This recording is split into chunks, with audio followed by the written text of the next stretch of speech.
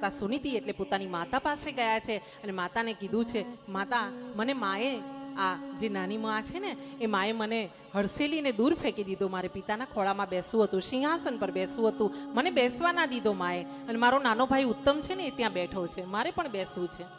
હા, આમ ધ્રુવ કુમારે જ્યારે આવી વાત કરી છે ને મહારાજ, ત્યારે સુનીતિએ એક વાત કરી છે કે બેટા, જો તારે પિતાના જ ખોળામાં બેસવું છે તો આ પિતા શું કરવા?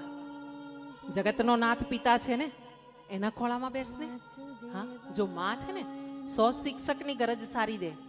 જો માં હોય ને એવી સુલક્ષણી, સુનીતિ, નીતિવાન, તો પોતાના બાળકનું જીવન સુધારતા એને વાર લાગતી નથી. અને આપણે કહીએ છીએ ને 100 શિક્ષક બરાબર એક માં. માં ધારે તો પોતાના બાળકને ક્યાંકથી ક્યાં પહોંચાડી દે. હા, આપણા મોદીજી જુઓ, જતા પોતાની માતાના પગ ધોવા માટે, અને એટલી ઉંમરના આપણા બા, અને છતાં પોતાના હાથે પોતાના કામ કરતા મોદીજીના બા. હા, યાદ હોય તો એ માતાઓ દ્વારા જ આપણા આ ધર્મના સ્તંભ ઊભા છે. ભાઈઓને આપણે વાત કરીએ ને, પણ ભાઈઓ પછી આવે છે, પહેલા માતાઓ આવે છે. અને આપણે માતાઓ, બહેનો, નારી શક્તિ દ્વારા જ આ ધર્મનો સ્તંભનો આપણા ખભા ઉપર ભાર